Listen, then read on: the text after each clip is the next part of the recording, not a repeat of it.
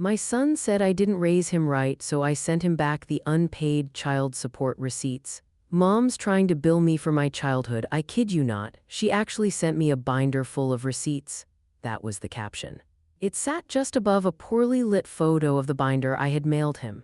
3 inches thick, neatly tabbed, each page bearing dates, names of daycare centers, school payments, doctor visits, grocery lists, clothing purchases, all in my aging handwriting.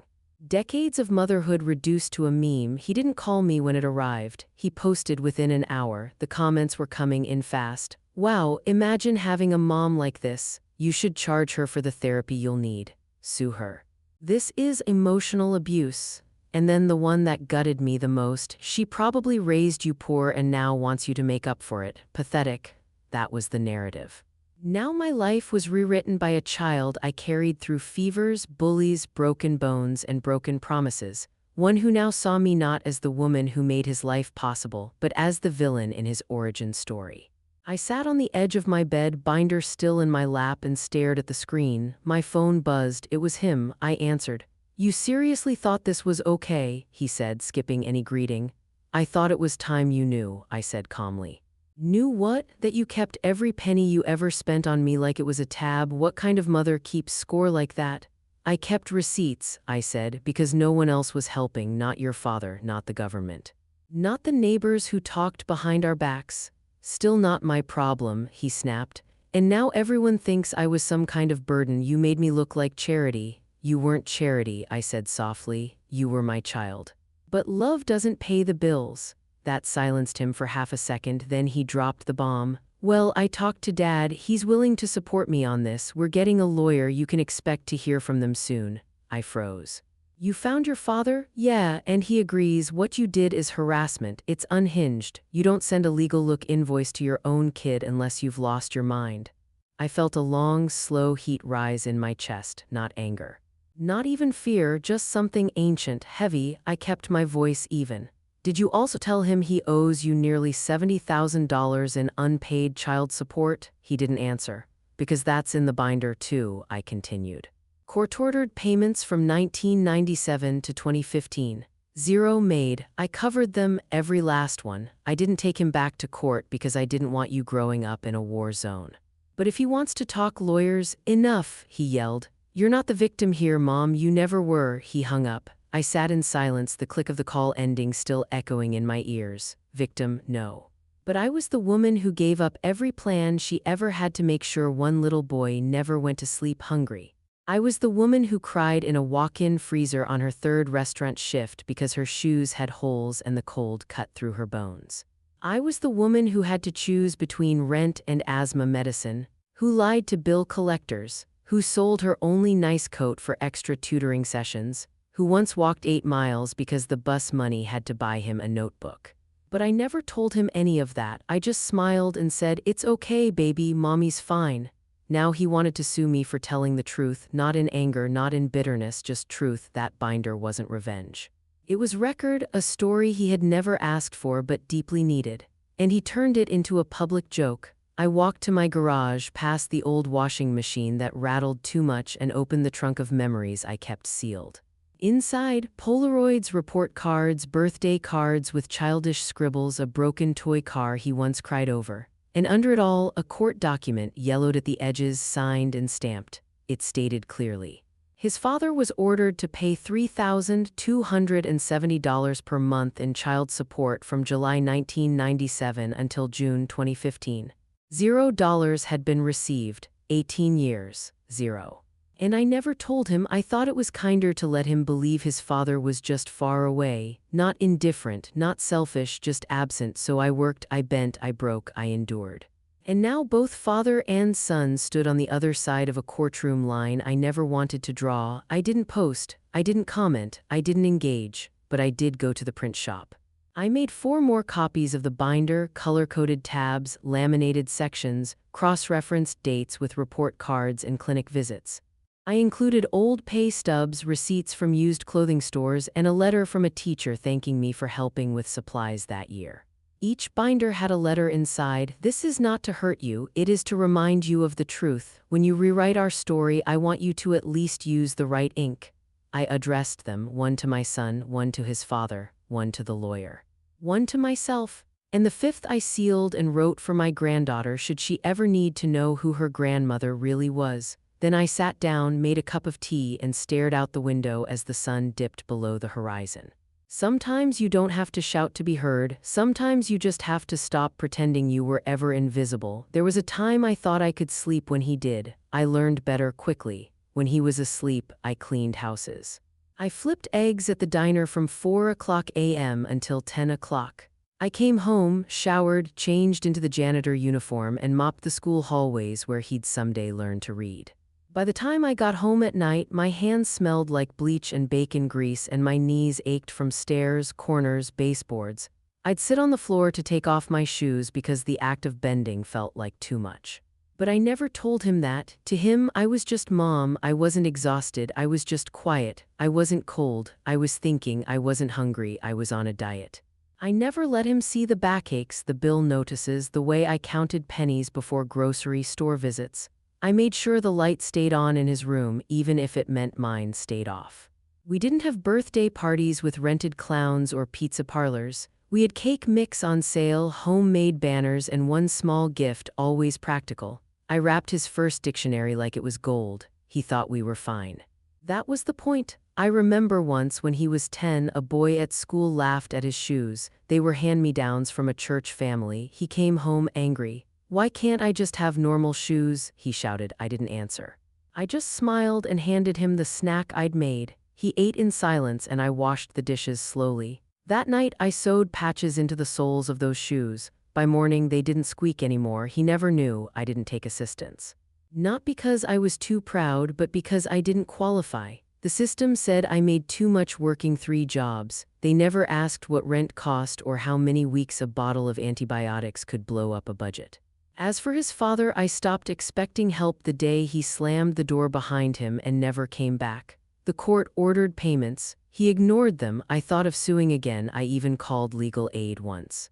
They put me on hold so long I had to hang up and rush to my night shift. I never called back. Instead, I wiped down tables at a taco joint until 1 a.m., where the manager once told me I was too old to move that fast. I moved faster. I picked up side gigs cleaning airbnbs, folding laundry for elderly couples, even sewing buttons on uniforms for a local dry cleaner. Every penny I earned, I recorded. That's why I had the binder. Because when no one remembers what you gave, the records become your only memory. He never asked where things came from: the field trips, the after-school music lessons, the orthodontist. He never knew I sold my great-grandmother's necklace to pay for his braces, or that I used to skip my lunch break at the diner so I could afford his summer camp. I wanted him to feel like he belonged. He did. Until the day he said he didn't. It was at Thanksgiving 2 years ago. He was scrolling through his phone while I served mashed potatoes. His wife was setting the table. I was telling a story about when he was little, how he once cleaned the living room by shoving everything under the couch. He interrupted me, not with a laugh but with a sentence so sharp it cut the room in half. "You know, sometimes I felt embarrassed growing up. You always looked so tired, so poor." I froze, still holding the bowl. He didn't notice. He was still on his phone. I managed to smile. "I'm sorry you felt that way," he shrugged. "I just wish we'd had more." I looked down at the mashed potatoes. I didn't know what to say. His wife cleared her throat awkwardly and changed the subject. We ate in relative peace, but I couldn't forget that sentence. Embarrassed to have me as a mother. That night, I opened the storage trunk and pulled out every invoice I had ever saved. I found the tuition receipts from Lincoln Preparatory Academy, $6,200 a year, paid in monthly installments. I found the summer camp charges, the art supply kits, the choir robe rental. None of it was required. All of it was given. All of it paid for by mopping floors at night, scrubbing kitchens before sunrise. When I mailed him the binder, I didn't include a note. I just tucked in a copy of one invoice. Lincoln Prep tuition fee 2007, $5,160 paid in full. And below that, a faded business card from Sparkle Cleaners where I worked evenings for cash. I didn't say anything. I let the numbers speak, but he didn't read it. He shared it. He mocked it. He made it public. I'm not angry. He felt ashamed. I'm heartbroken. He thought the solution was to erase me from the narrative, to pretend the work behind his education, his summer memories, his straight teeth never happened. I don't need a thank you, I needed him to see me, to understand that what looked like being poor was, in fact, the greatest act of silent sacrifice I could offer. I gave him a world I could never afford for myself. And now I see he grew up thinking I gave him too little because I never told him what it cost. The restaurant was too quiet for what it was about to witness. I had chosen the booth in the back not to be dramatic, but because some things are easier to survive with your back to the wall. He walked in first, my son, dressed sharply, tired eyes, his lips tight with anticipation, not fear, just annoyance. He didn't even greet me. Then came the ghost, my ex-husband. Gray hair now, a belly, a smug look that hadn't aged a day. He slid into the booth across from me like it was any other Tuesday, like he hadn't missed 18 years of Tuesdays. "Hello, Ellen," he said coolly. I nodded. "Let's get this over with," my son muttered, pulling out his phone. "I want this to be civil." "Of course," I said. He reached into his bag and pulled out a thin folder. "This is the draft notice from the attorney. It outlines the emotional distress caused by your recent actions, also potential defamation." I raised my hand slightly. "I'd like to go first." They stopped, surprised maybe that I wasn't crying. I reached into my own bag and placed 2 thick binders on the table. One red, one black. I slid the red one to my ex-husband, the black to my son. "These are records," I said. "Receipts, court documents, pay stubs, statements from the school, letters from your pediatrician, 18 years of me raising a child by myself." My son shifted in his seat. My ex rolled his eyes. "I'm not paying for your filing habits," he scoffed. I looked him straight in the eye. "You were ordered to pay $3,270 per month starting July 1997, ending June 2015. You never paid a cent." I slid one last sheet across the table, a copy of the court order, his name printed in bold, the judge's signature beneath it. "You want to talk lawyers?" I asked calmly.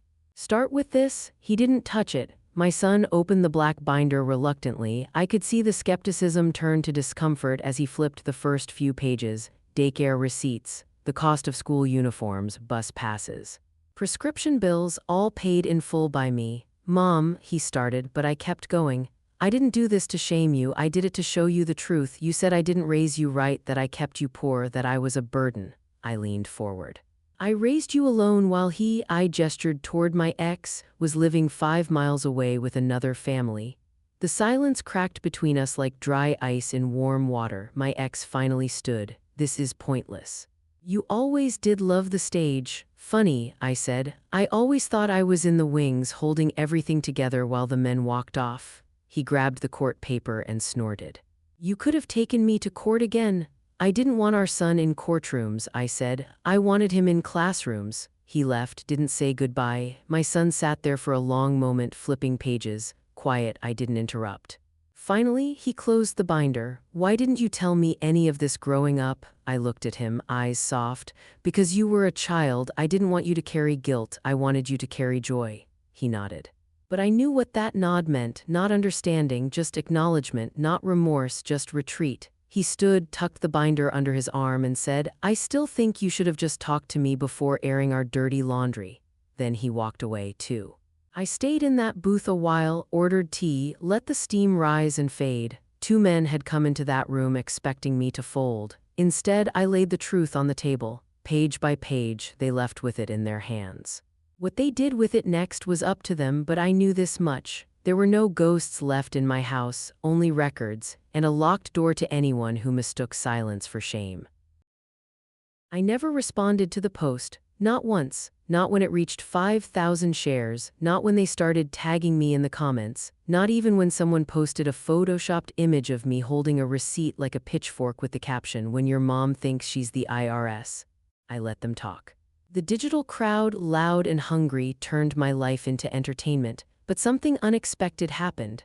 Buried between the mockery, a voice rose. It was a girl, maybe in her 20s, who wrote, "Before you laugh, check the numbers.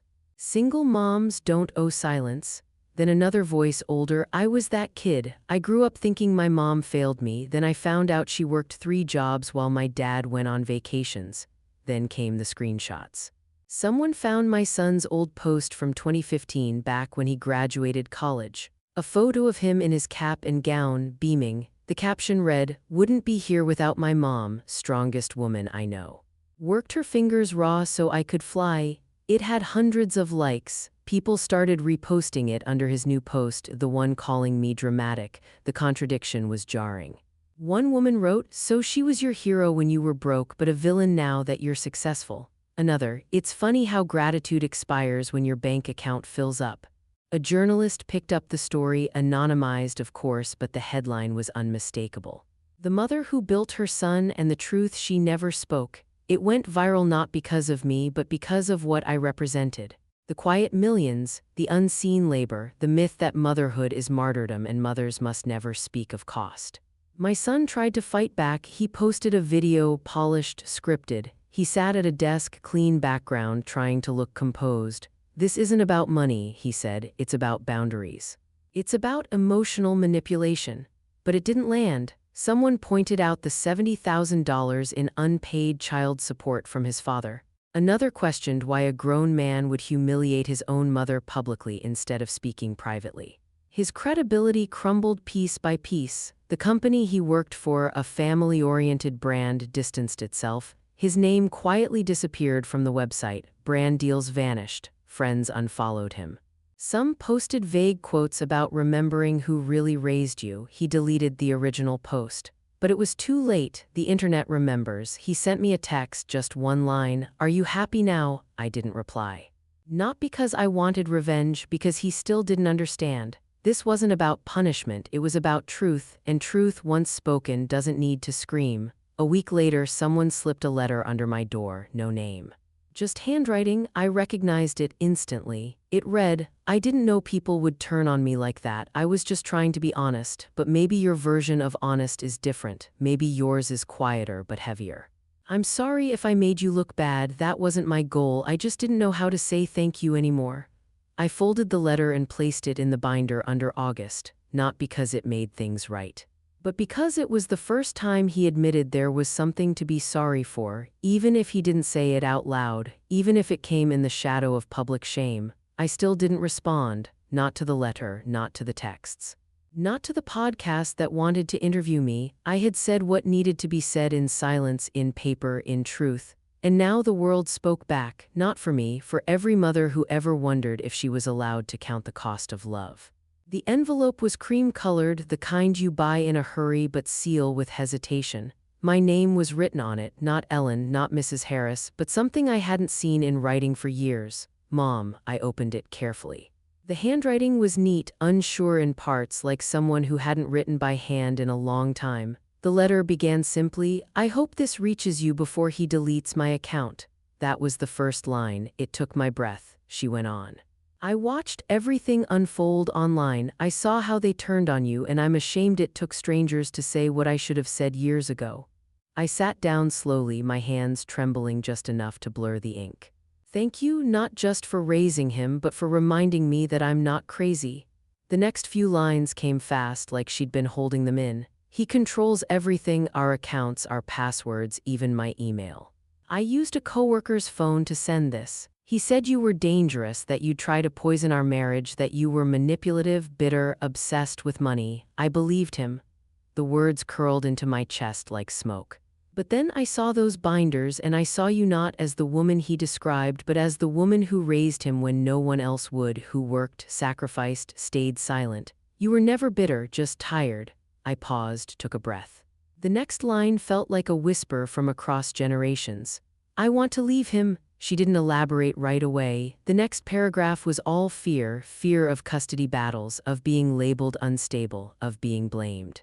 "He says if I leave, he'll make sure I never see our daughter again. He says he'll bury me in court. He has screenshots, recordings. He says he knows people." My fists clenched. I had known that tone before, the quiet, panicking women who smile through dinners but cry in bathrooms. But when I saw your binder, I realized he learned that silence from somewhere. "And I don't want our daughter learning it too." Then the final twist. "Would you let us stay with you, just for a little while until I can figure things out? I know this is asking too much, but I don't have anyone else, and you've always felt like someone who would never let a woman fall. Love, Emily. I read the letter 3 times, the first time with disbelief, the second with anger, the third with something I couldn't name, grief maybe. For all the women like us, I didn't hesitate. I picked up the phone and texted the number she scribbled at the bottom. The door is open, come home. They arrived 2 days later. She looked thinner.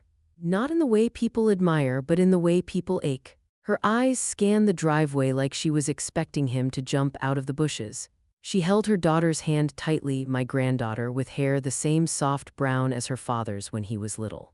I hugged her gently. She didn't let go for a long time. When we stepped inside, she whispered, "Thank you, Mom." Not Mrs. Harris, not Ellen, just Mom. I hadn't cried for myself in years. But that name, the way she said it, made something inside me finally collapse, not from pain, from relief. The courthouse smelled like old wood and cold air. It always did. Justice rarely came with warmth. Emily held my hand as we walked through the double doors. Her fingers trembled. Her face was pale but determined. I had seen that look before, in the mirror, 30 years ago. She was about to face a man who would rather burn the house down than admit he hadn't built it. But this time, she wasn't walking in alone. This time, the silence came with witnesses. The lawsuit he filed against me had been quietly dismissed weeks ago. Frivolous, the judge said, flipping through the binder of receipts I had submitted without a word. He didn't even look at my son, just raised an eyebrow at the man trying to sue his mother for reminding him of the truth. The court saw through it, but now the courtroom wasn't about me. It was about her, about custody, about safety. And unexpectedly it became about something more. It became about history. The judge reviewed the financial records. Emily's injuries, text messages, voice recordings, statements from neighbors who had heard shouting through the walls. It was open and shut, but when my son took the stand, he didn't talk about her, he talked about me. She manipulated Emily, he said. She turned my wife against me. She's been poisoning my family for years. The judge leaned forward. Are you suggesting your mother, who raised you alone, who never remarried, who has no criminal record, has masterminded a conspiracy against you? My son swallowed. She sent me a binder of receipts. The courtroom paused. Receipts, the judge repeated, for what she spent on me growing up. There was a soft chuckle from someone in the gallery. The judge silenced it. I see, he said. And in this binder were there lies? No, he admitted, but it was emotionally manipulative. The judge raised one brow. Would you prefer she'd kept silent and let your daughter think her grandmother was a ghost? My son didn't answer. But everyone heard the silence loud and clear. Emily's testimony was short, steady, unshaken. She told them about the bank accounts he controlled, the phone he monitored, the day he deleted her contact with her own mother. The night he punched the wall an inch from her face. She never cried. She didn't have to. Truth doesn't need tears to tremble. The judge granted her full custody, immediate relocation approved, supervised visitation pending further review. He sat there, my son, mouth slightly open as if the world had betrayed him. But the world had only finally opened its eyes. We thought it was over, until the judge turned to the back of the courtroom.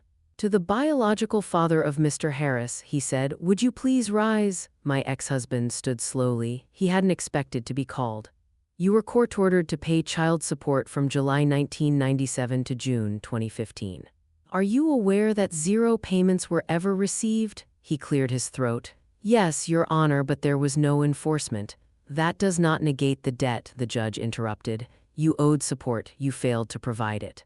That's financial abandonment of your legal responsibility. He looked stunned. I will be issuing a retroactive enforcement order. The amount due with interest is calculated at $94,287. Collection begins immediately. Failure to comply will result in garnishment, liens, or incarceration. My son turned to him, wide-eyed. You said that was over, he whispered. My ex didn't respond. 2 generations of men. One thought he was owed gratitude without responsibility. The other thought he was owed silence without consequence. Now both stood in the same courtroom, stripped of their illusions. And I sat quietly in the back, holding my granddaughter's hand. When it was over, Emily hugged the lawyer. We stepped into the sunlight, bright, unforgiving, beautiful. She looked at me. I couldn't have done it without you. I shook my head. You did it because of you. I was just your shadow. No, she said, you were my light. I didn't argue, not because she was right, but because sometimes when someone calls you light, you don't correct them, you just let yourself shine. The house felt different now, quieter, yes, but not hollow. It was the kind of quiet that comes from peace, not absence. The kind of quiet where you can hear the soup simmer, the pages turn, the garden stretch in the morning sun. Emily moved into the spare room with my granddaughter. We rearranged furniture, painted the walls a soft blue, replaced the old curtains with ones she found at a thrift store, yellow, cheerful, embroidered with little daisies. The room breathed again. So did I. In the mornings, I taught my granddaughter how to water the tomatoes just right, not too much, not too shallow. Her tiny fingers touched every leaf like they were precious. In the afternoons, I showed Emily how to knead dough with care, not fear. We made bread from scratch, then jam, then pie. She laughed for the first time in months when the crust burned a little. I used to think I couldn't cook, she said, licking sugar from her thumb. You just needed a kitchen that loved you back. I smiled. We didn't talk much about the past. Not because we were avoiding it, because we were busy building a new one. I watched Emily regain her posture, her voice no longer trembling at the end of every sentence. She spoke freely now, laughed without looking over her shoulder. And my granddaughter, bright, curious, resilient, became the glue we never asked for but desperately needed. One night I found her at the dining table, tongue sticking out slightly as she wrote. "What are you working on, sweetheart?" I asked. "My essay," she said. "We're supposed to write about someone who inspires us." I expected her to say her mom, but she looked up, smiled, and said, "It's about you." I blinked. "Me?" She nodded. "I called it The Mother I Got Twice." My heart stilled. She read aloud, "Some people are lucky they have two grandmas. I'm luckier. I have a grandma who's also my second mom." She didn't just teach me how to grow tomatoes or make jelly. She taught my real mom how to smile again. She keeps us safe. She's soft but strong. She's the kind of quiet that makes everything feel okay. I couldn't speak for a full minute. When I finally found my voice, I whispered, "Thank you, baby." She shrugged. "I just wrote the truth." Truth, that word again, so simple, so heavy. It had broken our family, yes, but now, piece by piece, it was gluing us back together. No shouting, no courtroom, just sunlight, bread dough, and one girl's honest words. And for the first time in my long, quiet life, I thought, maybe this is what healing really looks like. He came back on a Wednesday. It was cloudy, the kind of day that makes you think of unfinished letters and things left unsaid. The garden had just been watered. Emily was in the kitchen kneading dough. Lily was reading on the porch. When the knock came, none of us expected it. 3 gentle taps, not urgent, not weak, just tired. Emily peeked through the window, her breath caught in her throat. "It's him," she whispered. I looked up from my chair in the living room, knitting needles paused midair. "Him who, dear?" She didn't answer right away. I stood slowly, feeling the quiet ache in my knees, an old companion, and walked to the door as she opened it. There he stood, David, my son. But to me, in that moment, he was a stranger with eyes I once might have known. His shirt was wrinkled, beard overgrown, shoes dirty. He looked thinner, like someone who'd been running from something for a very long time and finally decided to stop. He tried to smile. "Hi, Mom," he said. I tilted my head. "I'm sorry," I said softly. "Do I know you?" His face faltered. Emily stepped in gently. "She has memory lapses, David. It comes and goes." He looked at me again, eyes wet. "It's okay," he said. "I deserve that." We sat in the garden. Lily stayed near, watching from the swing. David sipped the tea I made him. He held the cup with both hands like it might fall if he wasn't careful. "I've been living out of a friend's spare room," he said quietly. "No job, no money, no excuses." I listened, no judgment, no pity, just silence. "I was angry all the time," he continued, "even when I was winning. Especially when I was winning, and I thought if I could just blame someone it would make sense." He paused, looking at the steam rise from the cup. "But blaming you never made me feel better. Just emptier." I reached out and placed my hand over his. He stared at it. Then he pulled something from his jacket, a folded paper, yellowed at the edges. "I never read the last page until recently," he said. He opened it and began to read aloud. "If the day ever comes when you want to apologize, don't bring flowers, don't write a speech. Just live as if you once knew how to love, and that will be enough." He folded the letter carefully. "I don't know if I ever did know how to love." I looked at him. "I think," I said slowly, "you're starting to remember." That evening, Emily and Lily prepared a simple meal: roast chicken, garden potatoes, warm bread.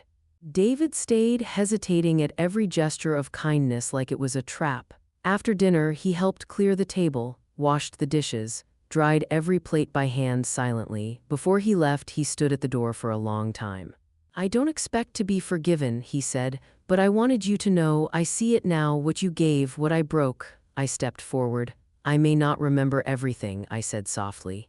"But I remember this." I placed my hand on his cheek. "Once you were a boy who made me laugh so hard I dropped my keys in the flower bed." He laughed despite himself. "I remember that," he whispered. "Then there's still hope." I smiled. Days passed. He came again the next week, then the week after that, not to ask for anything, just to be useful. He trimmed the hedges, painted the fence, repaired a broken step on the porch, always quiet. Always waiting. One Sunday, Lily brought me a drawing. It was of our house. 3 women in the garden, me, Emily, Lily, and standing outside the gate holding flowers was a man with a nervous smile. "I drew Daddy," she said. I blinked. "That's your father?" She nodded. "He says he wants to be better." I kissed her forehead. "Then we'll let him try." One morning, I found David sitting on the porch steps, eyes red. I sat beside him. He pulled a crumpled photo from his wallet, me holding him as a toddler, both of us laughing, covered in frosting. "I forgot this existed," he said. I nodded. "That was your 5th birthday. You refused to eat cake with a spoon." He smiled. "So I used my hands." I smiled back. "And your feet." He chuckled, then grew quiet. "I wish I'd remembered more of that instead of just being mad at everything." "You were hurt," I said. "And hurt people look for targets." "But I hit the wrong one." I shook my head. "You hit the one closest to you. That's how pain works." He looked down. "Can I ever make it right?" I didn't answer right away. Then I said, "Don't make it right, just make it better." That fall, Lily entered a writing contest again. This time her essay was called "The Day My Dad Learned to Listen." It didn't win a prize, but it won something greater. David framed it and hung it in his new apartment. Small, modest, but his. Years later, when my memory faded completely, he came every week, read to me, brushed my hair. Planted roses in the garden because he knew I used to love them, even if I couldn't tell him so anymore. One day, Emily asked him why he kept coming when I didn't even know his name. He smiled, placing a hand on my shoulder. "She may not remember me," he said, "but I remember the woman who taught me what love sounds like." And then he turned to Lily and added, "And now it's my turn to pass that on. Thank you for staying with me until the end." If you've ever been betrayed and still left the porch light on, hoping somehow they'd find their way back, if you've ever raised a child with both hands and both knees and watched them walk away as if you'd never carried them, if you've ever been told you were too much, too emotional, too old, and still chose to love anyway, this story was not just mine. It was yours, because for women like us, our silence was never weakness. It was the cost of survival. We stayed quiet so they could speak. We stepped back so they could walk forward. We swallowed every insult, every eye roll, every slammed door, and kept the soup warm anyway. Not because we didn't feel the hurt, but because we knew love isn't always loud. Sometimes love looks like showing up to a courtroom with a binder full of truth. Sometimes love means sewing souls back onto shoes in the middle of the night. Sometimes love means letting them forget your name if it means they can finally remember who they are. And sometimes the strongest thing you can say is nothing at all. So if you've ever sat in the back of the room while someone else told your story wrong, if you've ever wished someone would say, "She didn't ask for applause, but everything you are stands on her shoulders," then let me be the one to say it now. You are not invisible, you are not replaceable, you are not wrong for remembering what they wanted to forget. You are the reason this story exists. Subscribe to Life Twist Stories because silence has a memory. And sometimes the quietest woman in the room is the one who finally speaks loudest when the world is ready to listen.